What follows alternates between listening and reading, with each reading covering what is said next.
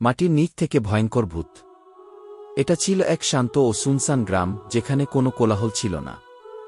গ্রামটির এক কোনায় ছিল পুরনো একটি মাটির ঘর, যেটি দীর্ঘদিন ধরে বন্ধ হয়েছিল। সবাই জানত যে সেখানে কিছু অদ্ভুত ঘটনা ঘটে। বিশেষত রাতের বেলা ঘরের কাছে গেলে কখনো কখনো অদ্ভুত আওয়াজ শোনা যেত। কিন্তু কোনো গ্রামবাসী সেখানে যায়নি। একসময় এই ঘরটি নিয়ে সব ভুলে গিয়েছিল তারা। একদিন গ্রামের মধ্যে এক নতুন পরিবার আসলো। তারা ছিল শহরের একজন যুবক ডাক্তার রোহিত এবং তার পরিবার। শহরের জীবন থেকে একেবারে নিরিবিলি গ্রামে চলে আসা রোহিত এবং তার স্ত্রী ও সন্তানের জন্য ছিল এক নতুন ধরনের অভিজ্ঞতা। তারা জানত গ্রামে কিছুটা রহস্য রয়েছে, কিন্তু তারা এইসব নিয়ে বেশি চিন্তা করত না। রোহিত যেমন অনেক সহজ এবং আধুনিক মনের মানুষ ছিলেন, তেমনি তার স্ত্রী সুমি ও তার ছোট ছেলে অনিক ছিল বেশ সাহসী। তবে গ্রামে এসে প্রথম রাতে সুমি একটি অদ্ভুত অনুভূতি পেল। রাতে ঘুমানোর সময় হঠাৎ করে জানালার পাশ থেকে কিছু একটা অদ্ভুত আওয়াজ শোনা গেল।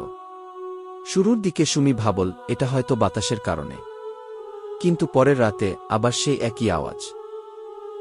ভয়ে ভয়ে সুমি রোহিতকে বললেন, এই ঘরে কিছুটা অস্বাভাবিক আছে কি? তবে রোহিত হাসতে হাসতে বললেন, তুমি অত চিন্তা করো না, এটা হয়তো কোনো পুরনো গাছের শাখার শব্দ।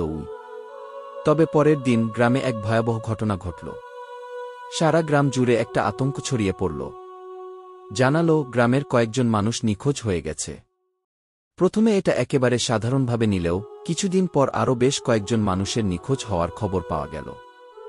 এক রাতে যখন রোহিত নিজের বাড়ির পেছনে হাঁটছিলেন, তিনি দেখলেন এক অদ্ভুত দৃশ্য। মাটির নিচ থেকে ধোঁয়ার মতো কিছু বের হতে দেখে তার শরীর অবশ হয়ে গেল। সে মুহূর্তেই বুঝতে পারলেন এখানে কিছু অস্বাভাবিক ঘটনা ঘটছে। পরদিন রোহিত তার স্ত্রী সুমি এবং ছেলে অনিককে নিয়ে সেই পুরনো ঘরের কাছে গেলেন। ঘরের দরজা খোলা ছিল। মনের মধ্যে এক অজানা ভয় ছিল। ভেতরে ঢুকতেই একটি শ্বাসরুদ্ধকর পরিবেশ অনুভব করলেন। ঘরের মধ্যে ছিল অদ্ভুত এক ঠান্ডা, যার মধ্যে এক ভয়ের অনুভূতি ছিল। রোহিত কিছুটা দ্বিধায় পড়েছিলেন, কিন্তু তবুও তিনি ঘরের ভেতর চলে গেলেন। ঘরের ভিতর পা রেখেই রোহিতের মনে হল যেন মাটির নিচ থেকে কিছু বড় একটা শক্তি বের হচ্ছে। ভেতরটা পুরোপুরি অন্ধকার ছিল, তবে তার চোখ ধীরে ধীরে মাটির ফাটল দেখতে পেল, যার মধ্যে থেকে কালো ধোঁয়া বের হচ্ছিল। সুমি আর অনিক খুব ভয় পেলেও রোহিত সাহস করে মাটির ফাটলটি অনুসন্ধান করতে চাইলেন। তিনি মাটির নিচে কিছু খুঁটিয়ে দেখতে গিয়ে বুঝলেন সেখানে কোনো কিছু মাটির নিচে আটকে আছে। তিনি বাঁশ দিয়ে মাটির স্তর ভাঙতে শুরু করলেন।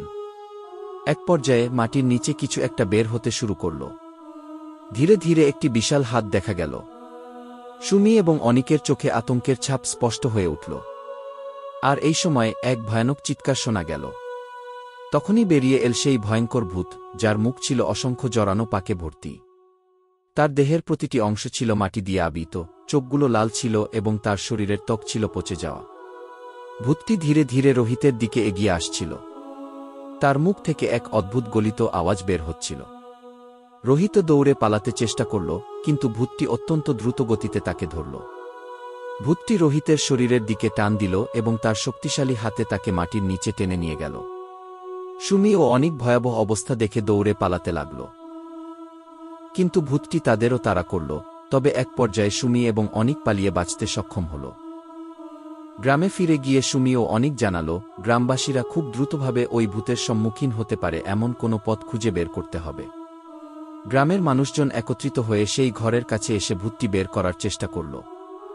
সবাই জানত মাটির নিচে একটি ভয়ানক শক্তি রয়েছে, যে শক্তি একসময় পুরো গ্রামকে গ্রাস করতে পারে। শেষ পর্যন্ত গ্রামের এক পুরনো পণ্ডিত এসে জানালেন এটা ছিল এক ভয়ঙ্কর ভূত, যাকে একদা কেউ মাটির নিচে বন্দী করে রেখেছিল। তার পাপ এবং রাগ এতটাই ভয়ানক ছিল যে সে খেতে চেয়েছিল মানুষের মাংস। এই ভূতটির আত্মা যদি মুক্তি পায় তাহলে পুরো গ্রামটি বিপদে পড়বে। গ্রামবাসীরা একত্র হয়ে ভূতটিকে মাটির নিচে আবারকার জন্য পরিকল্পনা তৈরি করল। বহু চেষ্টার পর তারা শেষমেশ ভূতটির শক্তিকে নিষ্ক্রিয় করে মাটির নিচে ফেরত পাঠাল। সেই ঘটনার পর থেকে গ্রামটি শান্ত হয়ে গেল এবং আর কোনো অদ্ভুত ঘটনা ঘটল না। এভাবেই মাটির নিচ থেকে উঠে আসা ভয়ঙ্কর ভূত আবার শান্ত হয়ে গেল। তবে গ্রামের মানুষরা জানত সেখানে কিছু অদ্ভুত শক্তি লুকিয়ে রয়েছে।